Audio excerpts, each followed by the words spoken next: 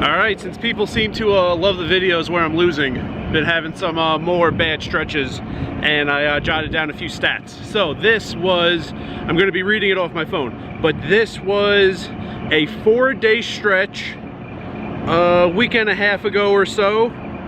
Let me tell you first all the bad things I remember, all the good things I remember, and then some of the stats. So here are the terrible things that happened. I had top pair, top kicker, and I doubled up bottom set. He didn't have a full buy-in, but it was an amount that I still cared. If he started the hand with $30, I wouldn't even care, but no, it was more than that, just not a full 300. I had top set, and a guy had a flush draw, and he hit. I had top 2 pair, a guy flopped nothing, and hit a backdoor flush on me. I had a full house, 5 ways. There were me and 4 other people in the hand. There were 5 straight draws on the board and a flush draw, and anyone could have had a pair or trips or chosen to bluff. No, I bet 4 people snap folded. I had a flush 3 ways. I bet 2 people snap folded. I had a royal flush draw and 2 overcards against top pair, and I went brick and I lost. I had an overpair, double up a set. Guy had like 2/3 of a buy-in. Then I had an overpair lose to a bigger overpair. And those were all the terrible things that happened. I did remember one better than normal thing that happens, you know.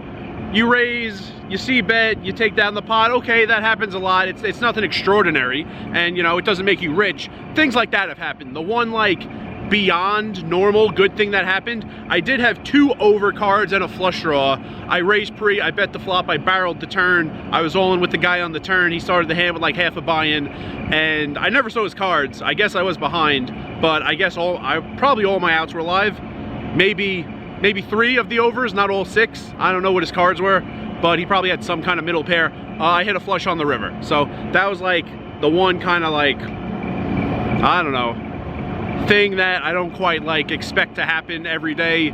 You know, I had some outs, I had nothing, but I was barreling, and then the card came in that I needed.